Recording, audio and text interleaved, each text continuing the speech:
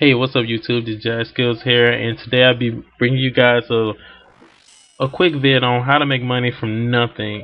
Basically, a lot of people ask me all the time, like, how do you make money? Like, if you get cleaned or get hacked, how do you make your money back? Well, first off, because like sometimes dragons and stuff like that gets boring, and a lot of the skills that you do on the game don't make you a lot of profit. So one of the things I do is like first, if I had like no money, I would go like to a pking world like 18 or 65 and like loot rocktails and sharks off the ground and pots like that and sell it in the GE, and then I would get like enough money so I could buy like a whip or a DD, and I might go kill a couple of dragons or something like that. But because I have level 99 dungeoneering, I can go to Frost Dragon and make about 1.2 mil an hour.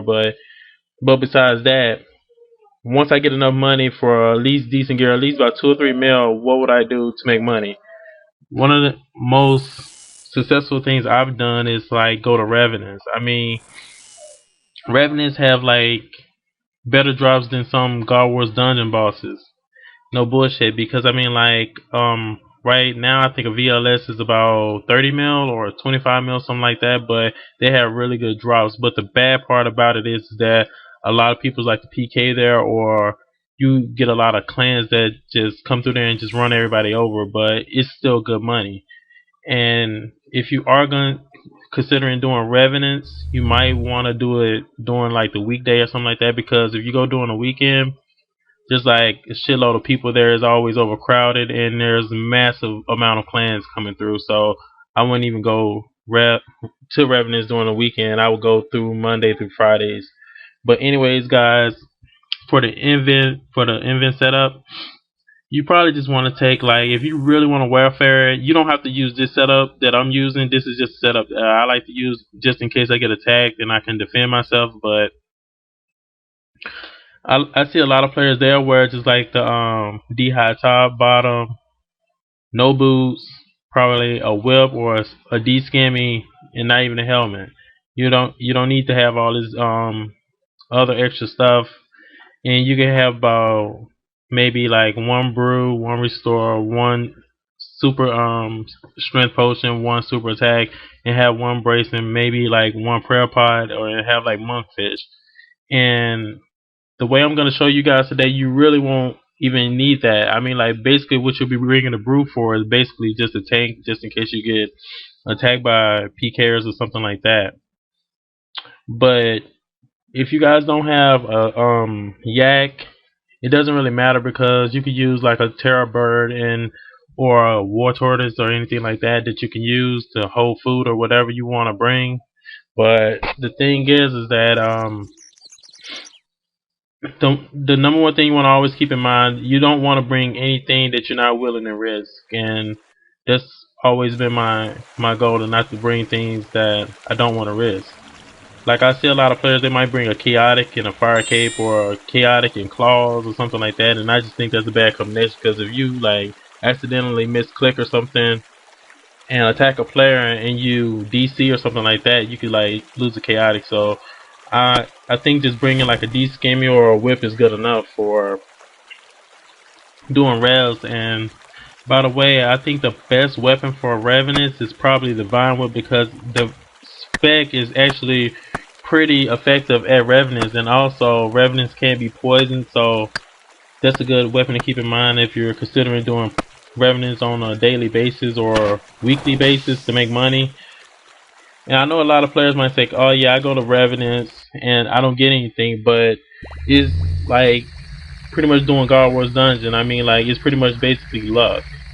But this is the route that you want to take. You want to take the canoe up to 35 Wildy, and then you want to go west until you get to the back of the cave. This is a pretty much a safer spot to go than to go through like Edgeville and then through the tunnel where the dragons and the bots are, because a lot of times you got a good chance of running into a clan, because a lot of the clans like to camp out at the front part of the entrance, and they'll tag you. But I'm gonna pause the vid right here, and I'm gonna see if this world is free. If not, I'm gonna have to hop and find a world for you guys. Okay guys, I'm here and there's only one other person here besides myself, and he's pretty much welfaring it himself. But when you're coming through here, you want to always try to have your things set like this. So if you're running through here and you're scouting the world to see if it's free or clear of clans or anything like that, always have it set like this so you could just instantly log out if somebody's finna attack you or something like that. But other than that, you want to keep it right here. And the reason for that is that while you're attacking a revenant, say for instance you're attacking a revenant like that, and someone comes up to PK you or a clan comes through to attack you, you could just click on that and go to the GE. So you always want to be ready because sometimes they could really sneak up on you. A lot of these clans have gotten really good where they could just send like a scout through there to like just test you out or anything like that, and to see if you're like not paying attention or something like that. Because these clans are really sneaky. They'll sneak up on you. I don't even know why I got the sound on.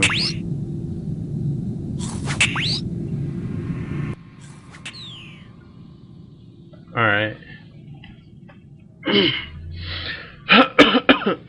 Excuse me about that, guys, but I got a cold and stuff. But the method you want to use is just to kill the low level revenants or the ones that's easier for your account to kill, because like it's very easy. I mean, like even level 50 combat. I mean, like I've seen as low as like 58 combat come here and kill revenants. I mean, like you basically just want to kill these smaller revenants, and the more you kill and the faster you kill them, the more likely of you getting a good drop and having a successful trip.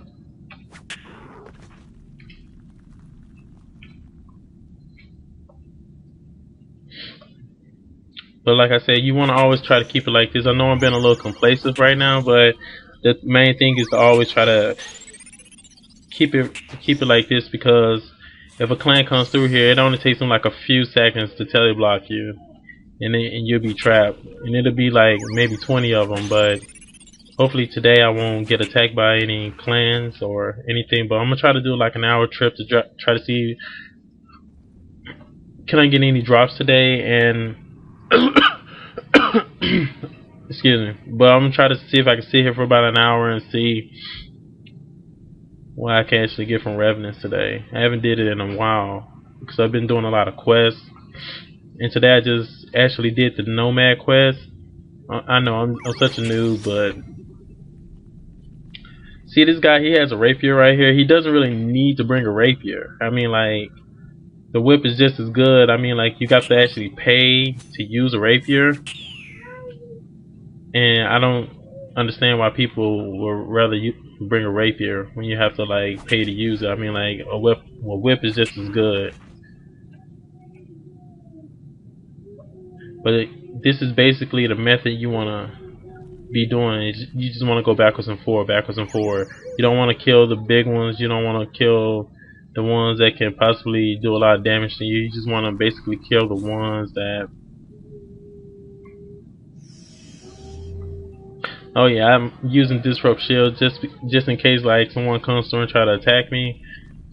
Their first attack will automatically fail, and that'll give me a chance to just strap on my rune gear and go to work. So that's the reason for using disrupt shield when I use it, because it doesn't affect like NPCs attack. It only counts towards players attack. So that's a good spell to have if you guys are thinking about coming to Revenants or even PKing, because after you have a PK fight, you can use disrupt shield and stop a major or a rusher from killing you.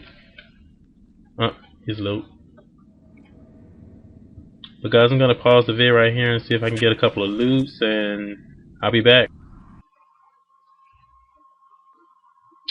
Okay guys, 2 hours later, after running back and forth killing the smaller Revs, this was all I got from Revenants.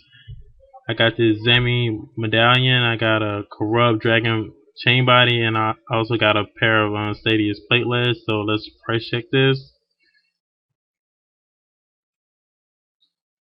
I'm a noob, I know.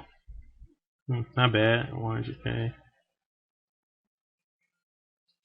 So I made 3.9 mil in about an hour and a half at Revenant's not too bad, and also I got killed by a clan coming through. So, like I said, it's not too bad, but like I said, it's all about your luck and how much time you put in. And like at one point, I put in like about a week, about a whole week going to Revs, and about going about maybe 3 to 4 hours a day for a week, and I had made about maybe like 50 mil. So it's not that bad, and it's a lot more exciting than going to dragons, because I know dragons could get really tiresome, and the bones aren't worth as much as they used to be, anyways. But yeah, guys, this is my little help vid about how to make money from nothing, or how to make money even if you have decent money and just want to make money and not waste a lot of money. Like, I've gone to like God Wars dungeons a ton of times and I've never got any drop. I mean, like, and it's like you use so many Sarah brews and you use restores and stuff like that, and you don't even like get any decent loot unless you have a pack yak, which you can then like bank the bones or the room play bodies or that other stuff, the miscellaneous stuff that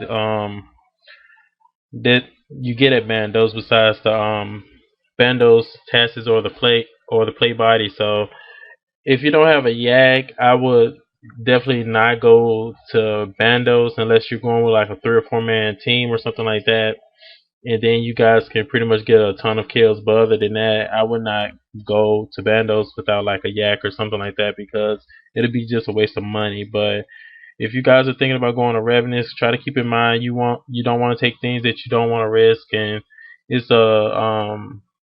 it's mostly luck, which is pretty much everything on RuneScape is pretty much luck and time. So peace, guys, and I hope you guys enjoyed this vid, and give me a thumbs up and leave a comment if you want. So see you.